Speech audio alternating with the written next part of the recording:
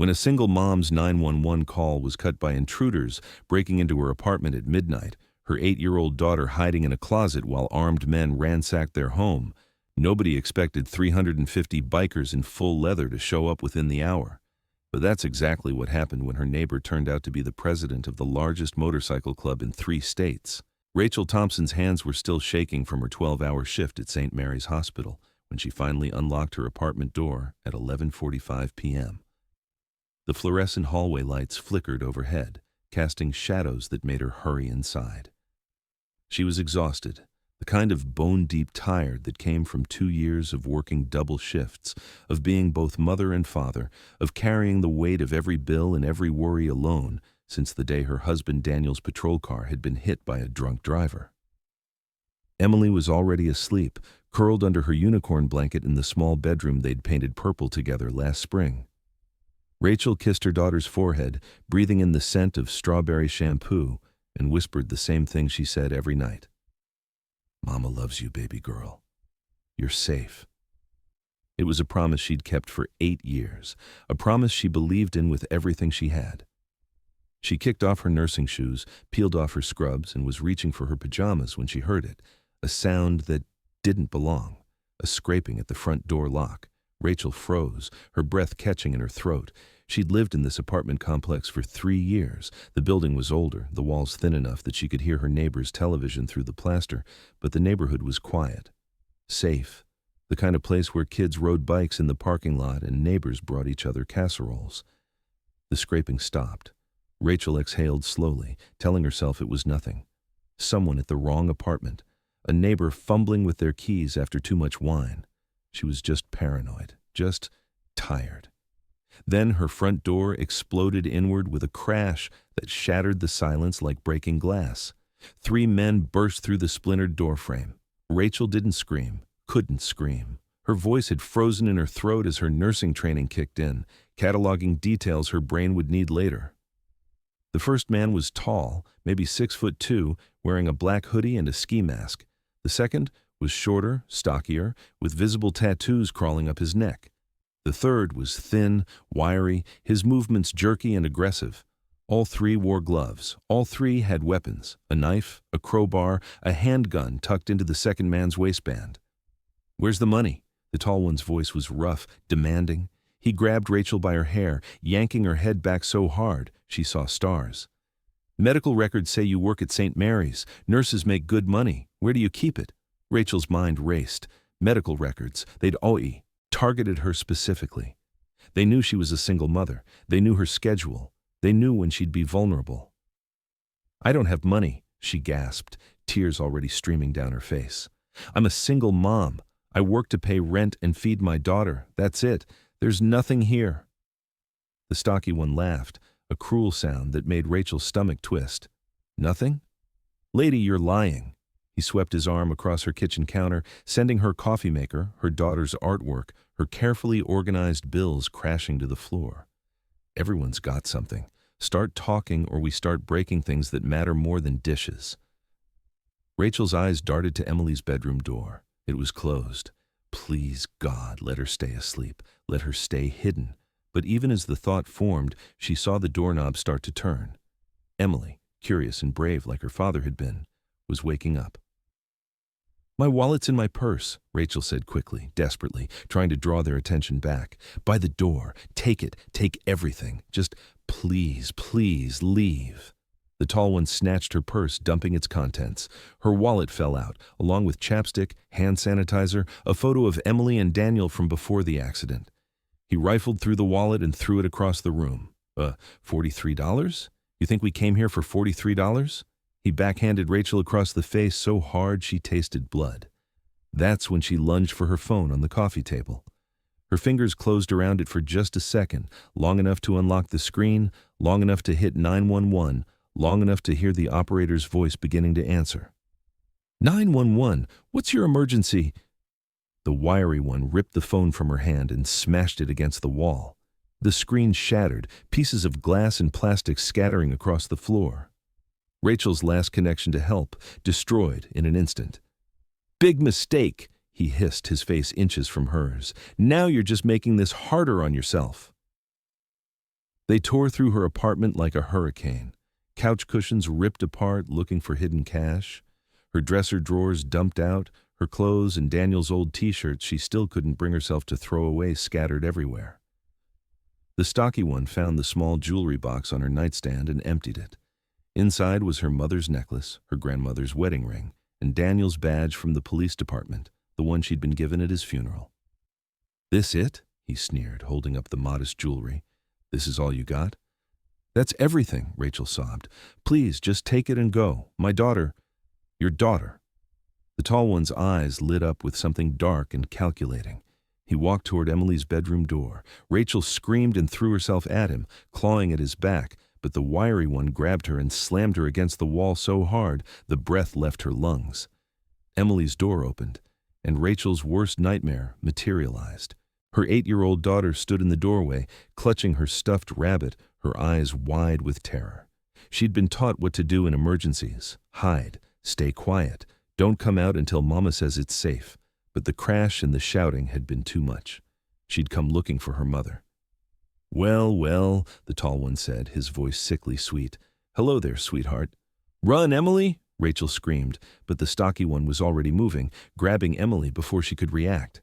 Emily shrieked, a sound that tore through Rachel's heart like shrapnel. "Let her go!" Rachel fought like a wild animal, but the wiry one's grip was iron. "Please, please, she's just a baby, don't hurt her. I'll do anything, I'll give you anything. Just don't hurt my daughter." The tall one crouched down in front of Emily, who was crying so hard she was hyperventilating. "Your mama says she doesn't have any money. Is that true? Or is she lying to us?" "Mama doesn't lie," Emily whispered, her voice tiny and broken. "Then maybe," the tall one said slowly, standing up and pulling the gun from his partner's waistband. "We don't need to be here anymore. Maybe we just cut our losses." Rachel understood what he was saying. They weren't just robbers anymore. They were cornered, angry, high on something that made their movements erratic. And they were realizing they'd broken into a home with nothing of value, leaving behind witnesses who could identify them. The cold mathematics of the situation clicked into place in Rachel's mind. They couldn't afford to leave witnesses. Not when she'd seen their faces, heard their voices, could describe them to police. "Wait," Rachel gasped, her voice cracking. "Wait, my wedding ring, my husband's wedding ring. Gold, real gold. It's in my jewelry box. You missed it. It's worth something. Just take it and go, please." The stocky one dumped out the jewelry box again, finding the simple gold band Rachel had tucked in the corner. Daniel's ring. The one she'd held during his funeral. The one she'd kissed every night for 2 years. The one that still smelled faintly of his cologne if she closed her eyes and remembered hard enough. The intruder held it up to the light, squinting at it. This is worth maybe $200 at a pawn shop." "Then take it," Rachel begged. "Take it and leave. Please, just leave." $200? The tall one laughed. "Lady, we came here for thousands. We did our homework. Single nurse working at a hospital, no husband. Medical fraud gave us your records. You make 50 grand a year. Where's the money?" "There is no money." Rachel was sobbing now, helpless and terrified. "It goes to rent, to groceries, to Emily's school clothes. There's nothing left. I'm barely making it. Please, you have to believe me." The 3 men looked at each other. Rachel could see the conversation happening in their glances. This was a bust. They'd broken in, assaulted a woman, terrorized a child, and gotten nothing. But $43 in a gold ring worth pennies. They were angry, desperate, and dangerous. And Rachel and Emily were the only things standing between them and freedom. What Rachel didn't know, what she couldn't possibly know as she held her daughter's terrified gaze and prayed for a miracle, was that every sound of the break-in had traveled through the thin apartment walls, every crash, every scream, every threat. And in the unit next door, her neighbor Marcus Blaze Williams had heard it all. He'd heard the door break, heard Rachel's scream cut short, heard a child crying, and he'd made 3 phone calls in the span of 30 seconds. The first to his VP, the second to his road captain, the third to Detective Sarah Martinez of the Phoenix Police Department, a woman who'd worked with the Desert Kings on community safety initiatives and knew exactly who Blaze was and what his word meant. "Home invasion in progress," Blaze had said, his voice deadly calm. "Unit 12B, single mother and a kid, 3 suspects, armed. I'm going in 10 minutes unless my brothers get here first. You might want to send units." Then he'd sent one text message to the Desert Kings group chat. 350 members across Arizona, Nevada, and California. The message was simple. Emergency, code red, home invasion, Unit 12B, Sunset Terrace Apartments, Phoenix. Single mother, 8-year-old child, 3 armed suspects. Every brother who can ride, roll now. The responses came back in seconds. I'm rolling, on my way. 15 minutes out, Phoenix chapter mobilizing. Blaze looked at his phone. 8 minutes had passed since the door crashed open next door. 8 minutes of Rachel and Emily living through hell. He strapped on his leather vest, the one with the Desert Kings patch that meant something in the city, that meant protection and loyalty and a code that didn't bend. He picked up his phone, set it to record, and walked toward his front door. Through the walls, he could still hear crying. He could hear men's voices, angry and escalating. He'd been president of the Desert Kings for 12 years. He'd seen violence, had lived through it, had learned when to fight and when to wait. This was not a time to wait, but it was a time to be smart. He needed his brothers. He needed overwhelming force. He needed these men to understand they had no choice but to surrender. And in 7 more minutes, that's exactly what they'd have. The tall one shoved Emily back toward the stocky man, who grabbed her roughly by the arm. Emily whimpered, and Rachel felt something inside her fracture. Not break, but fracture. The mother in her, the part that had kept going after Daniel died, the part that worked doubles and smiled through exhaustion and sang lullabies when nightmares came. That part was cracking under a pressure it was never meant to withstand. "You know what I think?" The tall one circled Rachel like a predator. "I think you're hiding something. I think you've got cash stashed somewhere and you're playing dumb." He grabbed her by the throat, lifting her partially off the ground. "So here's what's going to happen. You're going to tell us where the real money is, or your daughter's going to have a very bad night." Rachel clawed at his hand, gasping for air. "There's nothing," she choked out. "I swear on my daughter's life, there's nothing." He released her and she collapsed to her knees, coughing and gasping. The wiry one kicked her in the ribs. Not hard enough to break anything, but hard enough to send pain shooting through her side. Emily screamed, trying to pull away from the stocky man's grip, but he held her firm. "Mama!" Emily's voice was pure terror, and Rachel looked up through tears to see her daughter's face, pale and streaked with tears. Her stuffed rabbit dropped on the floor. "It's okay, baby," Rachel tried to say, but her voice came out broken. "It's going to be okay." "No," the tall one said conversationally, pulling out the handgun again. "It's really not." He chambered around with a sound that seemed impossibly loud in the small apartment. "Last chance. Where's the money?" Rachel's mind went blank with panic. She couldn't think, couldn't breathe. The gun was pointed at Emily now, and the man's finger was on the trigger, and there was no money to give them because there had never been money. Just bills and debt and the crushing weight of trying to survive on a nurse's salary while raising a daughter alone. "The bank," Rachel gasped, grasping at anything. "I can get money from the bank in the morning. I can withdraw everything. Just, please, let her go. Keep me here as collateral. Take me, but let Emily go." The 3 men looked at each other. The wiry one laughed. "You think we're stupid? You think we're going to let the kid run to the cops while we babysit you all night?" "No cops," Rachel said quickly. "I swear, no cops. Just let her go to a neighbor's apartment, someone who will keep her safe until morning. Then I'll get you whatever money I can. Please. She's 8 years old. She doesn't need to see this." "She doesn't need to see what?" the tall one asked, his voice dangerously soft. "What is it you think is going to happen here?" Rachel's blood turned to ice. She understood then, fully and completely, what she'd been trying not to see. These men had committed home invasion, assault, kidnapping. They'd terrorized a child, and they'd gotten almost nothing for their trouble. The police would be looking for them based on Rachel's aborted 911 call. They'd left evidence everywhere. DNA on the door, fingerprints despite the gloves, witnesses who might have seen them enter the building. The smart play, the play that would protect them, was to leave no witnesses at all. "Please," Rachel whispered, crawling toward Emily. "Please don't hurt my baby. Take me. Do whatever you want to me. But let her live. She won't remember your faces. She's just a child. She won't be able to identify you. Please." The stocky one holding Emily looked uncomfortable for the first time. Man, maybe we should just go. Cut our losses. This is getting too heavy. Shut up, the tall one snapped. We're already in this deep. You want to go to prison because some nurse and her kid can pick us out of a lineup. I won't, Rachel said desperately. I won't identify you. I'll tell the police I never saw your faces. I'll say I was too scared to look. I'll lie. I'll do whatever you need. Just don't hurt Emily. The wiry one grabbed Rachel by her hair again, yanking her head back. You'll say whatever keeps you alive right now, but tomorrow, next week, you'll sing like a canary. They always do. He looked at the tall one. We need to finish this and get out. Emily started crying harder, a sound that broke through every other noise in the room.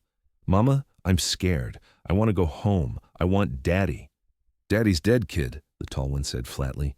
And unless your mama starts making better choices... Rachel lunged at him with everything she had. She was 130 pounds of fury and desperation and maternal instinct, and she crashed into him hard enough to knock him back 2 steps. She didn't have a plan, didn't have a weapon, didn't have anything except the absolute certainty that she would die before she let these men hurt her daughter. The wiry one grabbed her from behind, wrapping his arms around her and lifting her off her feet. Rachel thrashed, kicking and screaming, her nurse's training forgotten in the pure animal panic of a mother fighting for her child's life. Emily, run, she screamed. Run and hide, now! But the stocky one still had Emily, and Emily was frozen with terror, unable to move. The tall one, recovered now and angry, punched Rachel in the stomach.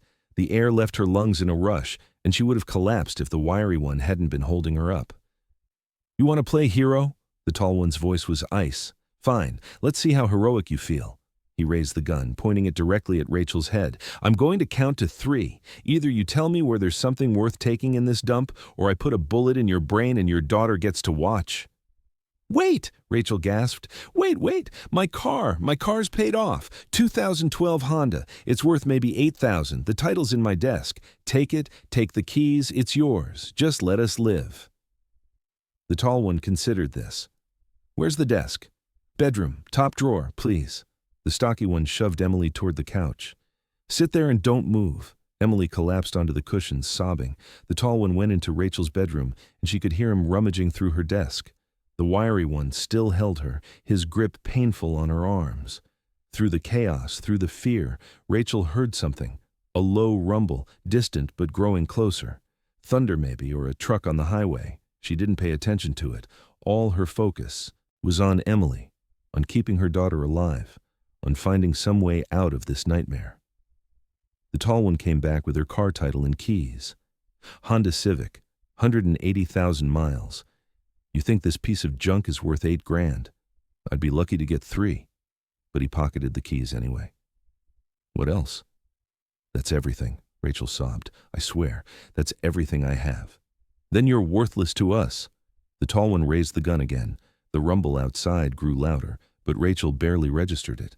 She was staring at the barrel of the gun, at the finger on the trigger, calculating the distance between her and Emily, wondering if she could somehow shield her daughter's body with her own when the shot came. Wait, the stocky one said suddenly. You hear that?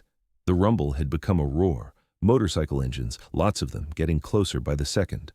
The wiry one moved to the broken door, peering out into the hallway. What the hell?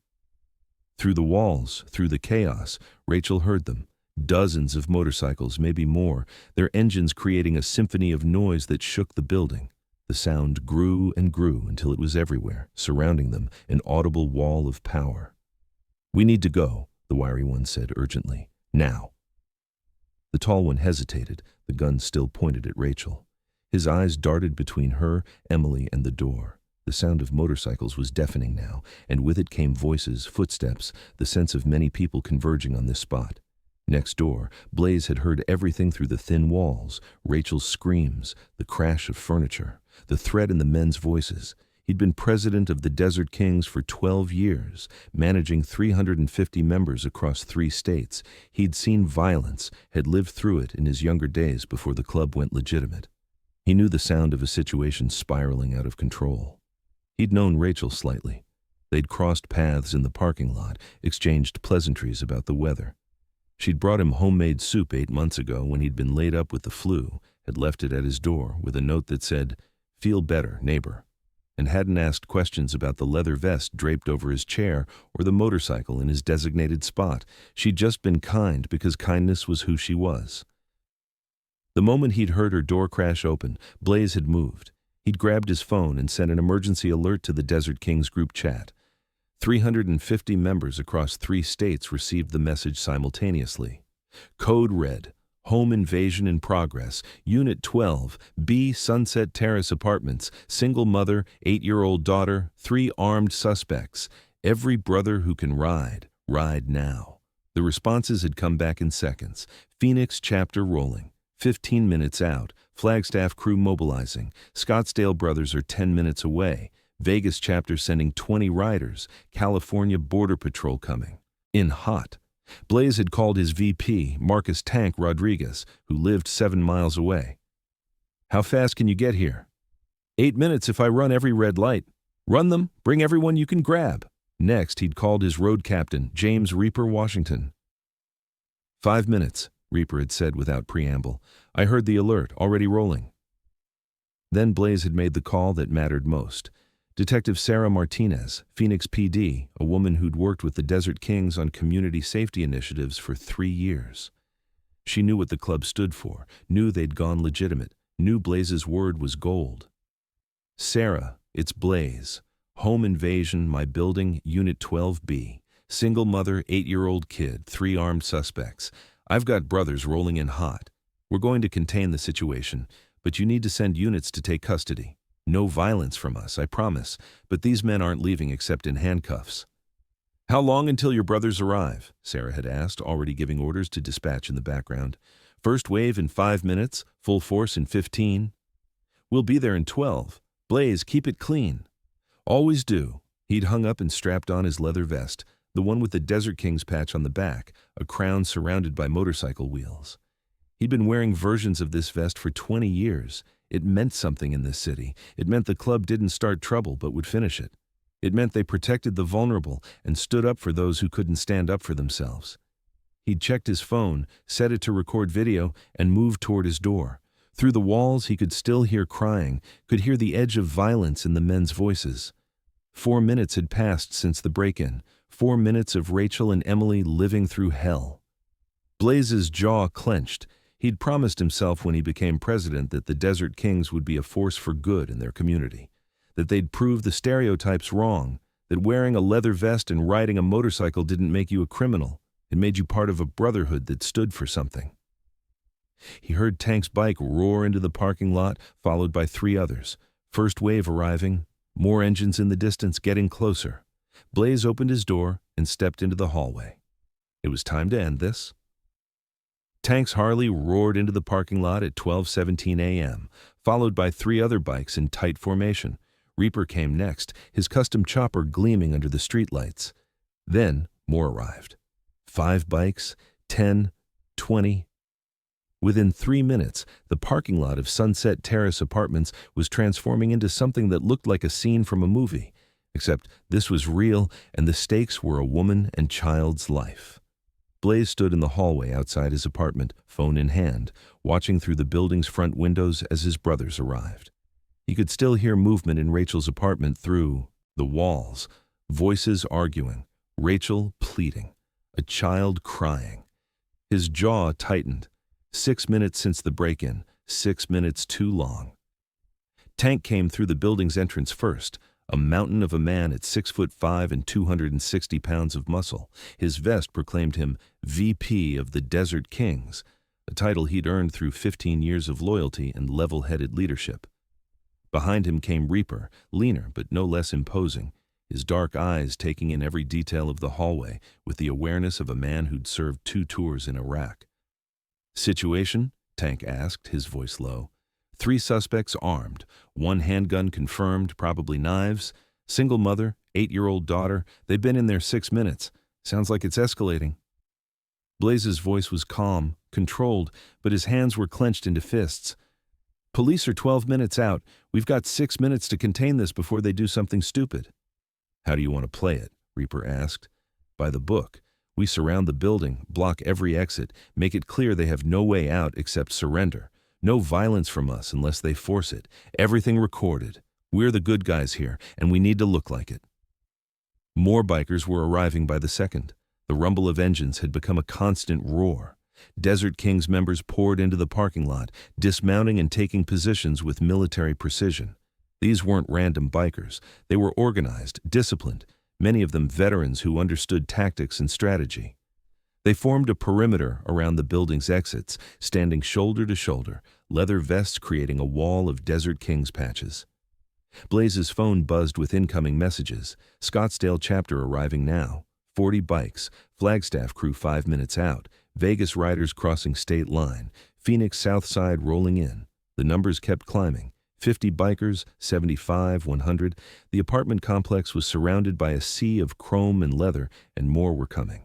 Residents started appearing at windows and on balconies, holding phones, recording everything. Blaze had counted on that. In the age of social media, every phone was a witness, every video was evidence. The Desert Kings weren't going to do anything that couldn't be broadcast on the evening news. At 12:21 a.m., Blaze's phone buzzed again. Tank, standing beside him, checked his own phone and nodded. 230 bikes on site, another 100 inbound. Inside Rachel's apartment, the wiry intruder had moved to the broken door, peering out into the hallway. There's bikers everywhere. I mean everywhere. The whole damn parking lot is filled with motorcycles. The tall one, still holding the gun, moved to the window and looked out. His face went pale. What had been an empty parking lot 20 minutes ago was now packed with bikers in leather vests, standing in organized formation, backlit by streetlights and motorcycle headlights. It looked like an army had materialized out of thin air. "How many?" the stocky one asked, his voice tight. "I don't know. 50? 100? They're blocking every exit." Rachel, still on her knees with Emily clutched against her, felt a flutter of something that might have been hope. She didn't understand what was happening, didn't know why bikers would be here. But the intruders were scared now. She could hear it in their voices, see it in their movements. The tall one grabbed his phone, trying to call someone. "No signal. They're jamming us." They weren't. The cell towers were just overloaded with hundreds of people in a concentrated area, all using their phones at once. But the effect was the same. The intruders were cut off, isolated, trapped. "We need to move," the wiry one said urgently. "Now, while we still can." "Move where?" The stocky one gestured at the window. "You see what's out there? We're surrounded." Blaze checked his watch. 12:23 a.m. 30 minutes since the break-in started. Time to end this. He looked at Tank and Reaper. "With me, everyone else holds position. Silent presence, maximum intimidation, zero aggression. Record everything." He walked down the hallway toward Rachel's apartment, his boots echoing on the tile floor. Tank and Reaper flanked him, and behind them, a line of Desert King's members filled the corridor. Blaze could see the broken door hanging on its hinges, could hear the panicked voices inside. He stopped at the doorframe and knocked, 3 solid raps that echoed like thunder. The apartment went silent. "Gentlemen," Blaze's voice was calm, conversational, but it carried the weight of 350 bikers standing outside. "You need to leave. Now." The tall one appeared in the doorway, gun in hand, trying to look tough, but Blaze could see the fear in his eyes. "Back off, old man. This doesn't concern you." Blaze didn't move, didn't flinch, just met the man's eyes with a gaze that had stared down worse threats than this. "You're in my neighbor's home. That makes it my concern. You've got 10 seconds to walk out that door peacefully before the police arrive. If you don't, my brothers and I will ensure you can't leave." "You threatening me?" The tall one raised the gun slightly. "No threat, just facts." Blaze gestured toward the parking lot, visible through the windows. "You see what's outside? 350 members of the Desert Kings Motorcycle Club, every exit blocked, every movement recorded on about 100 phones. Police are 8 minutes out. You've got 2 choices. Walk out peacefully right now and cooperate, or try to shoot your way through several hundred witnesses in a police perimeter." The intruder looked past Blaze, saw the line of bikers in the hallway, saw through the windows to the massive presence outside, saw residents on balconies holding phones, recording everything, saw the trap he was in, perfect and inescapable. "We'll cut the kid," he said desperately, grabbing Emily by her arm and yanking her up from the couch. Emily screamed. Rachel lunged forward, but the stocky one grabbed her. "We'll kill them both if you don't back off." Blaze's expression didn't change, but something in his eyes went cold as winter. When he spoke, his voice was ice. "You hurt that child, and I can't promise these brothers won't forget about the law. Some of them are fathers, some of them are grandfathers, and every single one of them remembers what it's like to protect something that matters." He paused, letting that sink in. "But here's the thing. You're not going to hurt anyone, because you're smarter than that. You know this is over." In the distance, police sirens began to wail. The sound grew louder, closer, multiple units coming in fast.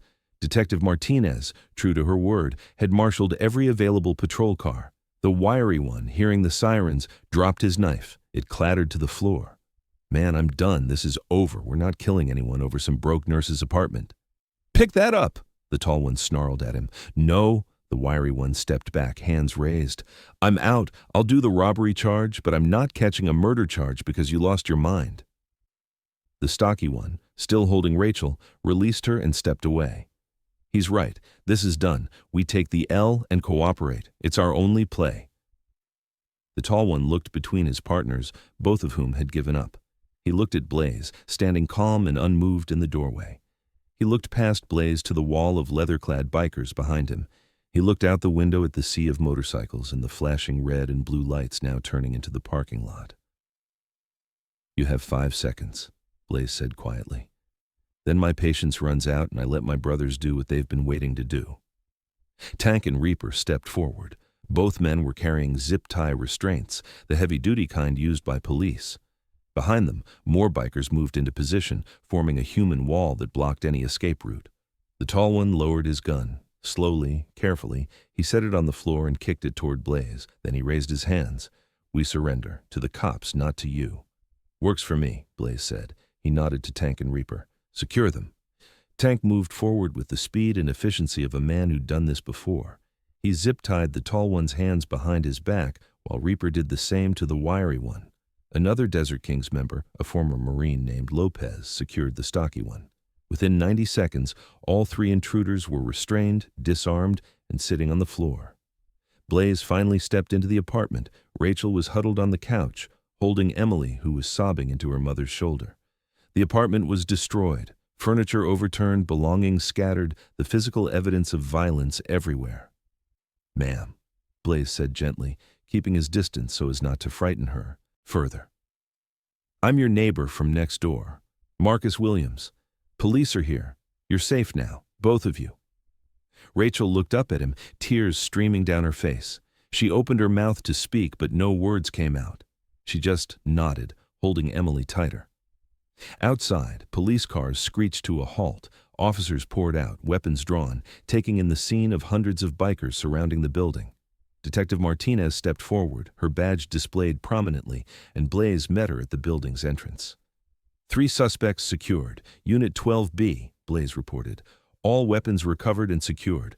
No injuries to our members. Mother and daughter are traumatized but physically unharmed. We have video documentation of everything from multiple angles." Martinez nodded, already directing her officers. "Good work. We'll take it from here." She paused, looking at the sea of bikers. "Thank you, Blaze, for doing this right." "Always," he said simply. Officers entered the building and took custody of the 3 intruders, reading them their rights as they were led out in handcuffs. The bikers maintained their positions, silent witnesses ensuring justice was served. Cameras continued recording as the suspects were loaded into patrol cars, capturing every moment for evidence. The entire intervention, from the first bike arriving to the suspects in custody, had taken 8 minutes. 8 minutes to mobilize 350 people, surround a building, and resolve a violent home invasion without a single punch thrown by the Desert Kings. 8 minutes to prove that sometimes the good guys win, and sometimes they wear leather vests and ride motorcycles. The patrol cars pulled away with the 3 intruders, their red and blue lights painting the apartment complex in alternating colors. Rachel sat on her couch, still holding Emily, while paramedics checked them both over. Minor bruising on Rachel's ribs and throat. Emily was physically unharmed but clearly traumatized, clinging to her mother and flinching at sudden movements. Detective Martinez sat across from them, her notebook open, her expression professional but kind. "Mrs. Thompson, I know this is difficult, but I need to ask you some questions while everything's fresh." Rachel nodded, her voice hoarse from screaming. "They said they got my information from medical records. They knew I worked at St. Mary's. They knew my schedule. They knew I was a single mother." Martinez's pen stilled. "They specifically mentioned stolen medical records?" "Yes. The tall one, the leader. He said medical fraud gave them my records. He said they knew I made $50,000 a year." Rachel's hands trembled. How would they know that unless someone gave them access to hospital files? Martinez looked up, and Rachel could see the cop in her calculating, connecting dots. "Did they mention any names? Any indication of who provided the records?" "No, but they knew too much. Things that aren't public. Information." Martinez made several notes, then pulled out her phone and made a call. "This is Martinez. I need a forensics team to process a vehicle. Silver Toyota Camry, license plate 7, Adam David Frank 429, currently in our impound lot. Priority search for documents, electronic devices, anything related to medical records or identity theft." She hung up and looked at Rachel. "If they have stolen medical records, we'll find them. And if there's a data breach at your hospital, we'll track it down." 2 hours later, at 4:37 in the morning, Martinez got the call she'd been waiting for. The forensics team had found a laptop in the trunk of the suspect's vehicle. On that laptop were medical records for 83 single mothers across Arizona and New Mexico. Names, addresses, work schedules, salary information, even details about their family situations. All of it stolen from hospital databases through a security exploit that had gone undetected for months. Martinez returned to Rachel's apartment, where Blaze and Tank had stayed to help clean up the destruction while Rachel and Emily tried to rest. "Mrs. Thompson, we found evidence connecting your attackers to at least 7 other home invasions across 2 states, all single mothers, all targeted using stolen medical information. Your case breaks this whole operation wide open." Rachel looked up from where she sat, still holding Emily, who had finally fallen into an exhausted sleep. 7 other women went through this?" "7 that we know of. Some didn't report it because they were undocumented and afraid of deportation. Others were threatened into silence. But now we have evidence, video documentation, and 3 suspects in custody who are looking at serious prison time." Martinez paused. "The district attorney wants to meet with you tomorrow. This is going to be a major case." The next morning, District Attorney Jennifer Walsh sat across from Rachel in a conference room at the prosecutor's office. Walsh was in her 50s, sharp-eyed and fierce, with a reputation for being tough on violent crime. "Mrs. Thompson, I want to be clear about what we're dealing with here. These 3 men are part of a larger criminal enterprise that's been targeting vulnerable women for months. With your testimony and the evidence we've recovered, we can put them away for a very long time." Walsh opened a folder containing photos of the crime scene. "But I need to talk to you about the bikers." Rachel tensed. "They saved our lives." "I know, and I'm grateful for that. But the defense is going to argue that your attackers only surrendered because they were intimidated by a criminal gang. They're going to try to paint the Desert Kings as vigilantes who forced a false confession through threats of violence." "That's not what happened," Rachel said firmly. "Those men broke into my home. They assaulted me. They terrorized my daughter. They were going to kill us. The bikers didn't touch them. They just stood there and gave them a choice to surrender peacefully. I believe you. And we have video evidence from dozens of phones showing exactly that. But I need you to understand that this will be part of the defense strategy. They'll try to make the jury sympathize with these men, to suggest they were victims of mob intimidation." Blaze, who'd accompanied Rachel to the meeting, spoke up. "Ma'am, the Desert Kings have worked with Phoenix PD on community safety initiatives for 3 years. We're a legitimate motorcycle club with 0 criminal activity in our membership. We pay taxes, we follow the law, and we've partnered with police on neighborhood watch programs in 5 districts. I can provide documentation of all of that." Walsh studied him for a long moment. "I've done my research on you, Mr. Williams. I know your club's history. I know you went legitimate 12 years ago and haven't had a single arrest in your membership since. And honestly, what you did last night was remarkable. You mobilized 350 people in minutes, surrounded a building, and resolved a violent crime without anyone getting hurt. That's not vigilantism. That's community action done right. She closed the folder and looked at Rachel. I'm charging all 3 suspects with home invasion, armed assault, kidnapping, weapons violations, and conspiracy to commit identity theft. The evidence is overwhelming. But this won't go to trial for months. Are you prepared for that? For having to relive this experience on the witness stand? Rachel looked down at her hands, at the bruises on her wrists where she'd been grabbed. Then she thought of the 7 other women who'd been victimized, some too afraid to come forward. I'll testify. For Emily. For me. For every other woman they hurt. The case took 4 months to reach trial. In that time, Rachel learned the full scope of what she'd survived. The 3 men were part of a ring that had stolen medical records through a hospital employee they'd bribed. They'd targeted single mothers specifically because they assumed women living alone would have money saved and would be easier to intimidate. They'd committed 9 confirmed home invasions, though police suspected there were more victims who hadn't reported. The trial began on a Monday morning in September. The courtroom was packed. Rachel sat in the front row, Emily beside her, now 9 years old and no longer the terrified child from that night. Therapy had helped. So had the knowledge that justice was coming. The prosecution's case was methodical and devastating. They presented the stolen medical records found in the suspect's vehicle. They showed photos of Rachel's destroyed apartment, of her injuries, of Emily's tear-stained face in the immediate aftermath.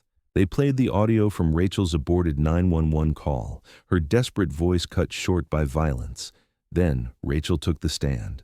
She told her story calmly, her voice steady, despite the tears that slipped down her cheeks.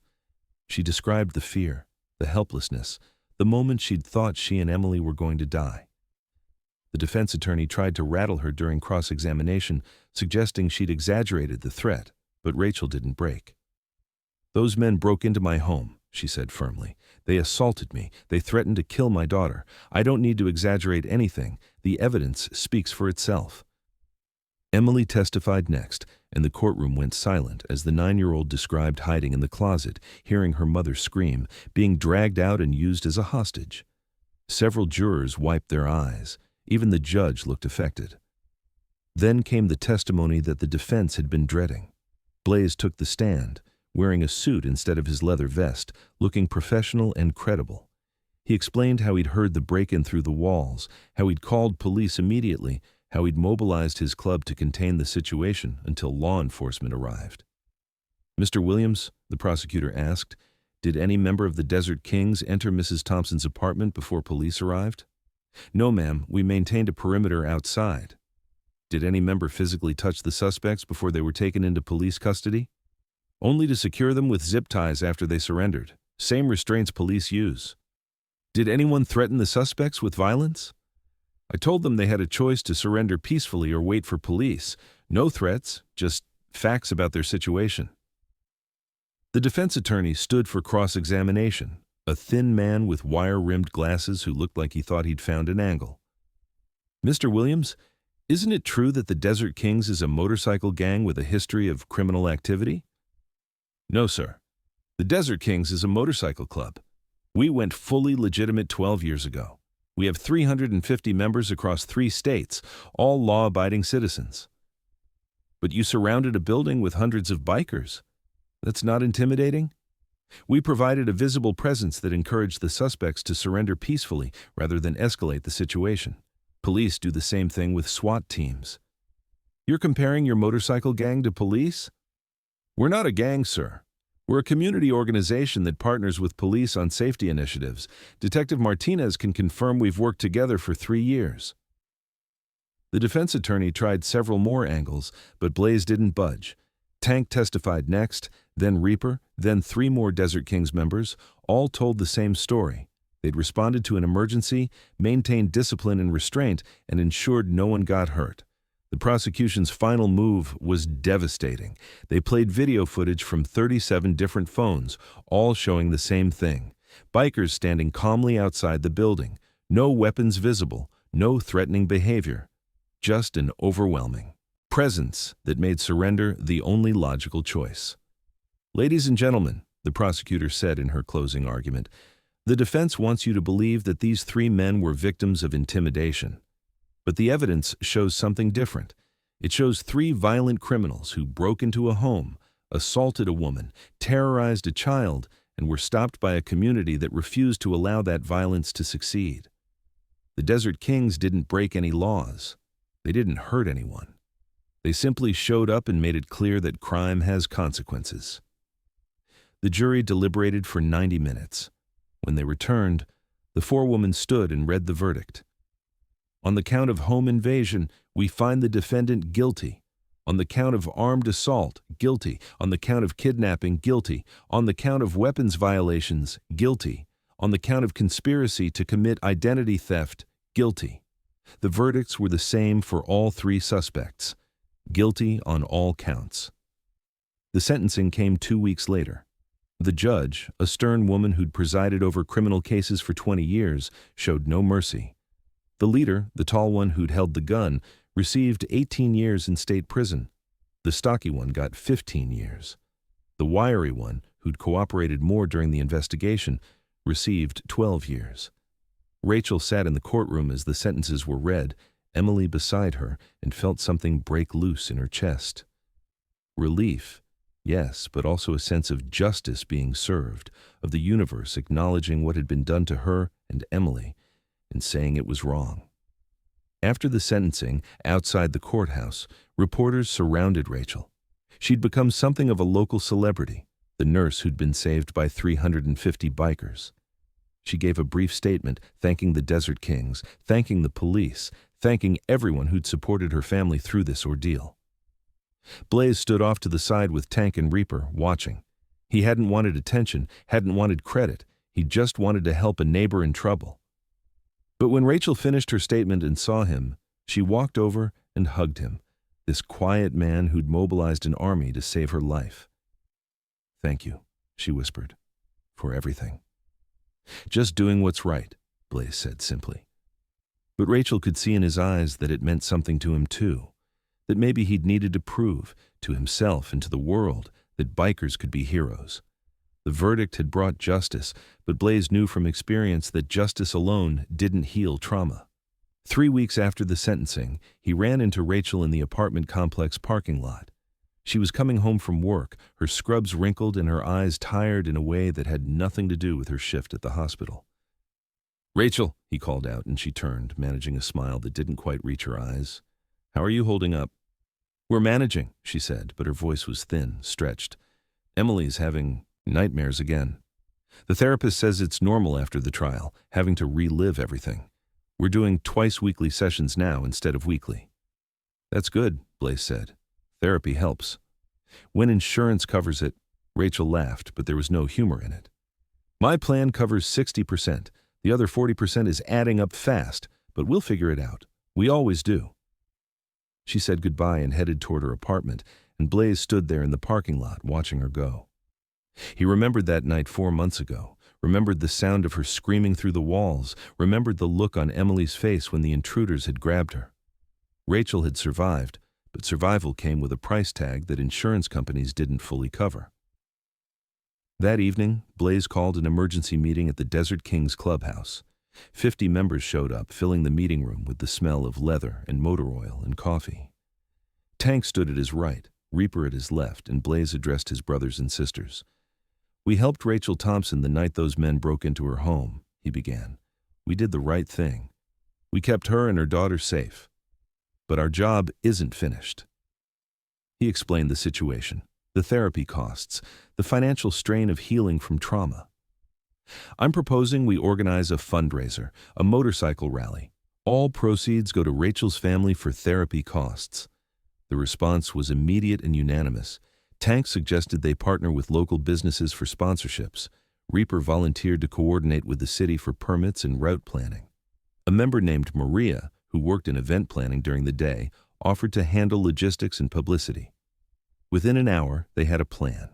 Within 2 weeks, they had the permits, sponsors, and promotion across social media.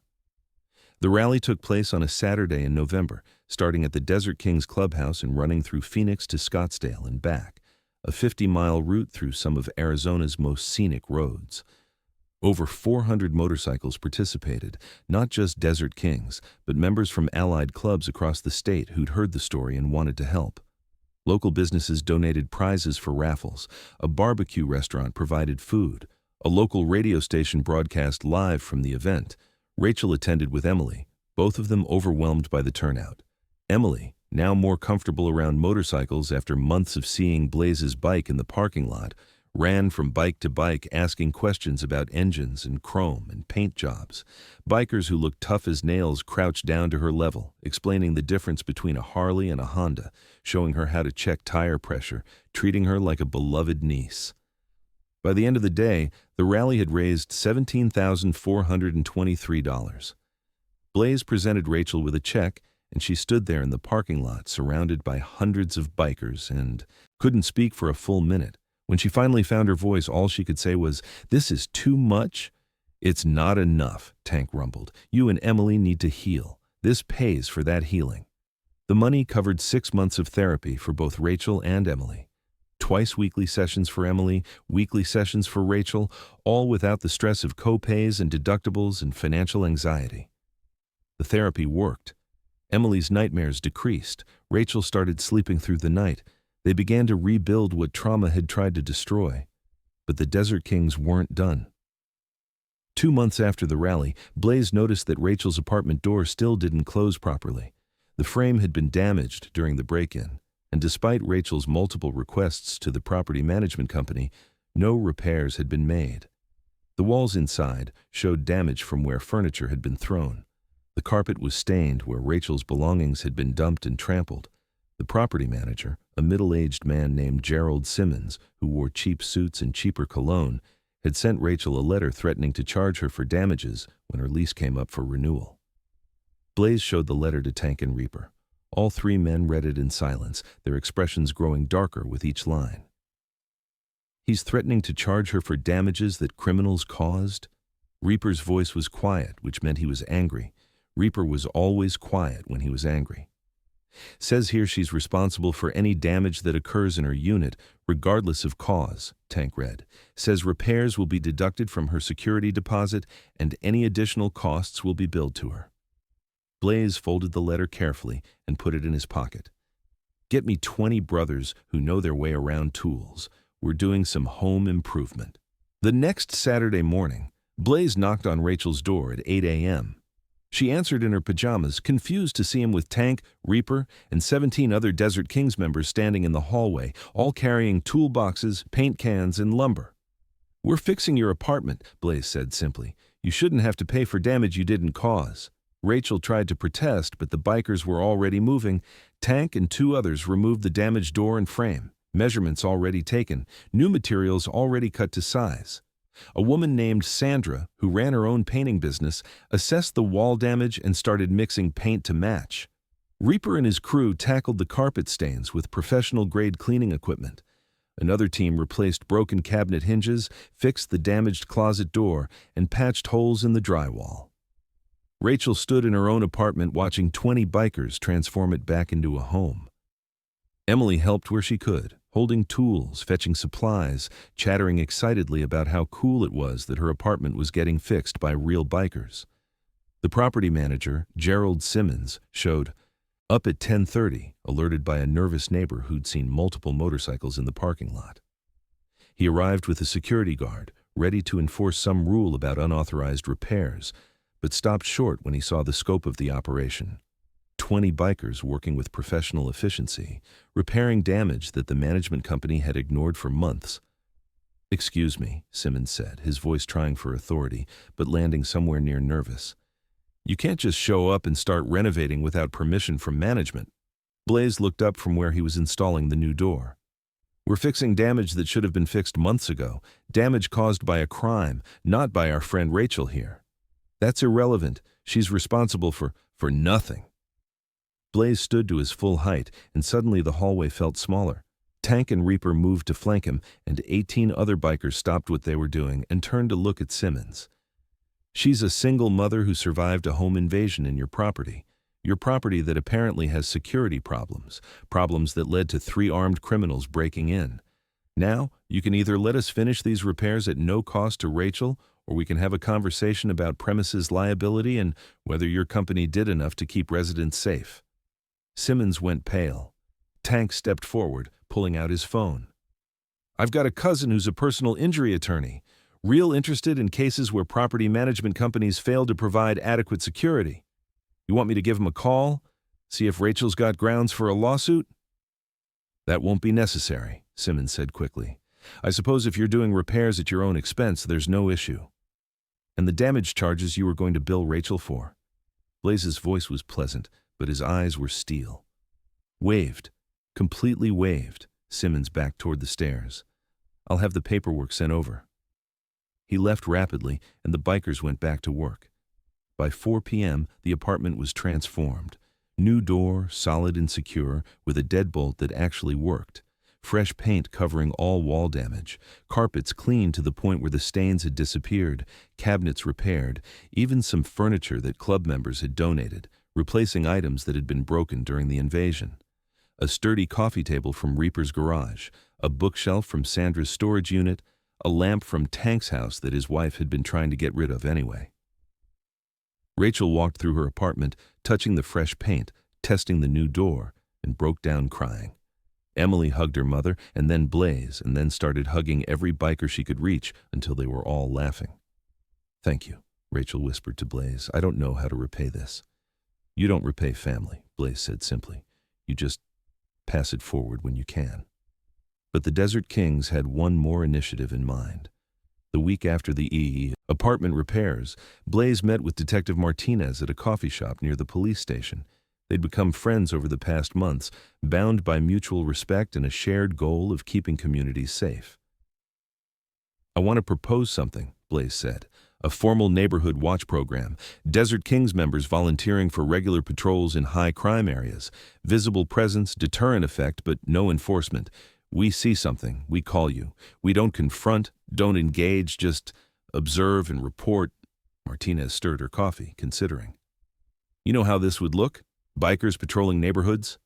I know how it would work. Crime goes down when criminals know people are watching. You've seen the studies. Visible community presence reduces property crime by up to 40%. And if something goes wrong, if one of your members oversteps, then they're out of the club. Zero tolerance. We've been running tight discipline for 12 years. We're not going to risk our reputation by letting someone play vigilante. Martinez made her decision. Okay, pilot program. 3 neighborhoods, including Rachel's. 2-person teams, regular schedules, direct line to dispatch. I'll assign a liaison officer to coordinate. We try it for 6 months and assess. The program launched in January. Desert Kings members volunteered in shifts, riding through designated neighborhoods in pairs, wearing their vests, but carrying nothing more threatening than cell phones. They waved to residents, stopped to chat with kids, became familiar faces that represented safety rather than threat. When they saw suspicious activity, they called it in and observed from a distance until police arrived. The results exceeded everyone's expectations. In Rachel's neighborhood, property crime dropped 38% within 6 months. Car break-ins virtually disappeared. Home invasions stopped completely. Residents started coming out of their apartments more. Kids played outside longer. The community began to knit itself back together. Other neighborhoods requested the program. The police chief held a press conference praising the Desert Kings for their community partnership. Blaze stood uncomfortably in the spotlight, insisting they were just doing what neighbors should do, watching out for each other. 1 year after the home invasion, on a bright Saturday in October, the Desert Kings held their annual charity ride to raise money for Phoenix Children's Hospital. It was a family-friendly event, partners and kids invited, the club's leather and chrome image softened by the presence of children on mini-bikes and wives riding pillion. Emily, now 10 years old and no longer the terrified child from that night, asked her mother if they could attend. Rachel, who'd slowly been rebuilding her sense of safety and community, said yes without hesitation. They showed up at the clubhouse to find hundreds of people, the parking lot transformed into a festival with food, trucks, music, and a sea of motorcycles gleaming in the Arizona sun. Blaze saw them arrive and walked over, carrying something wrapped in tissue paper. "Emily, I've got something for you." He unwrapped a small leather vest, child-sized, but made with the same quality as the adult versions. On the back was a patch that read, "Protected by Desert Kings," above an embroidered image of a crown and motorcycle wheels. "This makes you honorary family. You wear this, you're one of us." Emily's eyes went wide. She put on the vest immediately, running to show her mother, then running to show Tank, then Reaper, then every biker she recognized.